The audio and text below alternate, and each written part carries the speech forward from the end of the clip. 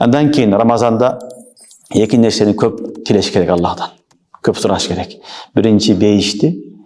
Ya Allah beyişini bergin dep. İkinci tozoğundan saktagın dep. Kövrök dua kılganda ya Allah, Allahumma inni es'aluka rizaka vel cenneh ve na'uzu bika min sakatika vel nar dep dua kılış gerek. Ya Allah men senin beyişini surayman, senin razılığını surayman, menin razı bolgun dep Allah'tan suraş gerek. Ya Allah Ramazan hurmatında bizi karından saktagın, dozoktan saktagın, dozoktan saktagın dep panah tileş gerekti. Düşünüңөрбү? Эки нерсени көп сураш керек. Дуа кылганда бейишти сурайбыз жана дозоктон сактаган деп сурайбыз.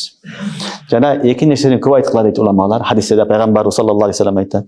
Экөөнүн бирөөсү зикир, зикруллах. Ал кайсы зикир болсо да боло берет. Бирок хадисте келген зикир ал ашхаду ан ла илаха иллаллах вахдаху ла шарика лах ва ашхаду анна мухаммадан абдуху ва расулуh. Düşünüңөрбү? Вахдаху ла шарика лах, лахул мулк ва лахул хамд ва хува ала кулли шейин кадир. Буну оксаңардан болот. Jana ikincisi istiğfar. Estağfirullahal azim ve atubu ileyh. Estağfirullah ve atubu ileyh desene de olur. Ya Allah senin keçirim surayımın. Jana tövbe kıldım degen söz. Tövbe kıldım. Günlerim keçtikene ya Allah. Tövbe kıldım keçirim dep Allah'tan keçirim suraş gerek.